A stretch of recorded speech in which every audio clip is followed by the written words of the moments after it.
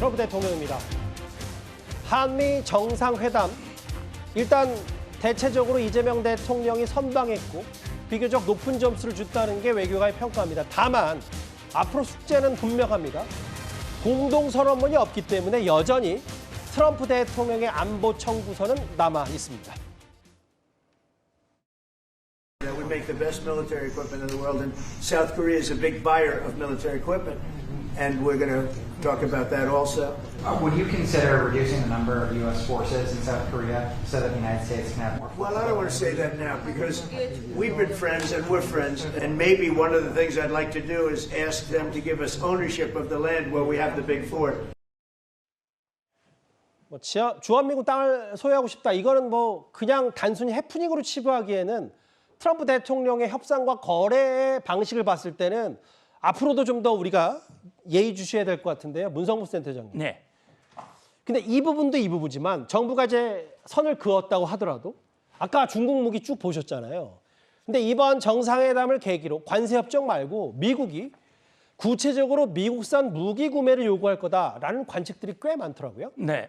트럼프 대통령이 전략 무기를 얘기를 하면서 B2 스텔스 전략 폭격기를 예를 들었어요. 그래서 저는 그 B2 스텔스 전략 폭격기는 팔 수도 없고 팔지도 않는 무기거든요. 예. 그래서 아마 B2를 얘기한 것은 본인이 이란에 대한 폭격, 그게 사실 역사상 처음 있었던 일이고 예. 그래서 자신의 어떤 업적을 과시하기 위한 목적으로 B2를 꺼내지 않았을까 하는 생각이 드는데 예. 어쨌든 이재명 대통령이 국방비를 증액하겠다고 하는 것을 확실히 얘기를 했기 때문에 예. 국방비가 증액이 된다면 물론 우리 자체 연구개발이라든지 자체 국방력 강화를 하겠지만 예. 우리로서는 미국산 무기가 필요한 부분이 분명히 있거든요.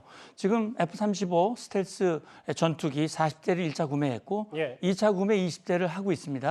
아마 추가적으로 우리가 구매할 가능성이 있는데 이 과정에서 미국이 자기들이 팔고 싶은 무기를 우리에게 더 사달라고 요구할 가능성이 전 충분히 있다고 봅니다. 자, 그런 차원에서 우리는 무기를 가져온다면 그걸 통해서 우리가 필요한 여러 가지 기술이라든지 협력이라든지 이런 분들을 함께 함으로써 우리의 안보적인 이익을 함께 확보할 수 있는 그런 계기로 전 삼아야 한다고 봅니다. 그러니까 주한미군의 감축은 거론되지 않고 우리로서는 여러 가지 협상을 통해서 잘 막아냈다고 하지만 이제 방위비 증액이나 미국산 무기 구매 요구 이런 부분들이 앞으로 청구서로 남아있을 수가 있습니다.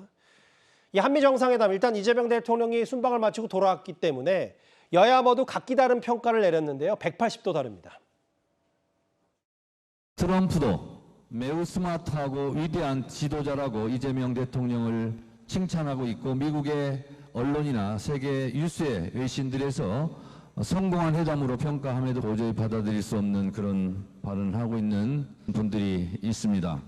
이재명 대통령이 트럼프 대통령을 상대로 국익을 지키기 위해서 애쓰는 모습을 보면서 안쓰럽고 눈물 났다는 민주당 의원들의 아첨 행렬을 보면서 저렇게까지 정치를 해야 하나 하는 참담한 심정이 들었고 저도 그 모습에 사실 눈물이 날 뻔했습니다. 신문에 다 보셨듯이 이재명 대통령과 트럼프 대통령이 환하게 웃는 그 사진 한 장의 값이 210조 원입니다. 신동욱 최고위원이 말하는 210조 원. 사진값이 210조 원이냐. 왜 이런 얘기가 나왔냐면 다음 화면을 보겠습니다. 장유희 변호사님, 우리가 한미 정상회담의 초반 상견례 성격, 트럼프 대통령과의 신뢰를 많이 쌓았다고 하더라도 이게 지금 우리나라의 굴지의 대기업들이 추가로 1,500달러 대미 투자를 발표할 수밖에 없었다.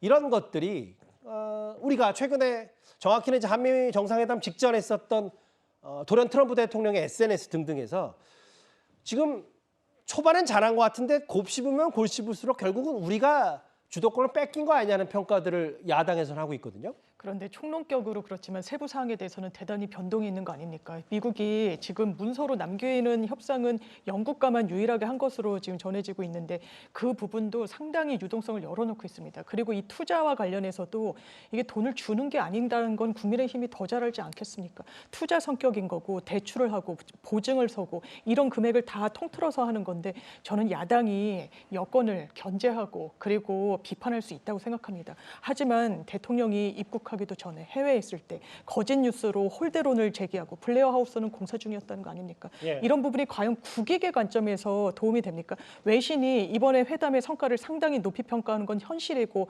실제 사실입니다. 그런 부분과 관련해서 이 부분을 아첨이라고 이야기하는 거, 그리고 국민의힘 논평이 어떻게 나왔습니까? 최악의 외교 참사, 여기에 동의하는 국민들이 계실까요? 저는 최소한 보수 정당이라면 국익의 관점에서 접근하는 것도 노력해야 된다고 생각합니다. 그 이현정 의원님, 네. 저도 국민의힘의 주장과 발언처럼 최악의 외교 참사다까지 나가는 건 너무하다는 시각도 분명히 있는데, 중요한 건 이 $1,500 추가 투자도 있고 앞으로 나올 저 안보 청구서는 좀 저희가 준비를 잘해야 될 것 같은데요. 그렇죠. 그러니까 일단 1차 회담이 일단 문서는 없었습니다만은 일단 저는 현상 유지한 것만으로도 다행이다는 생각이 듭니다. 예.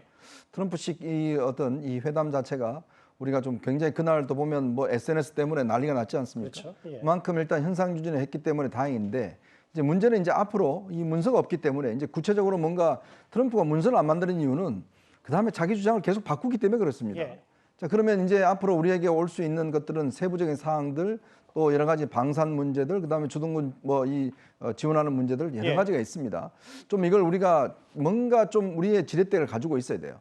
그리고 우리가 일방적으로 당할 수만 없기 때문에 치밀한 협상 전략이 저는 필요한 생각이 듭니다. 지금 이제 시작일 뿐인 것 같습니다. 그러게요. 앞으로가 더 중요할 겁니다. 한미 정상회담.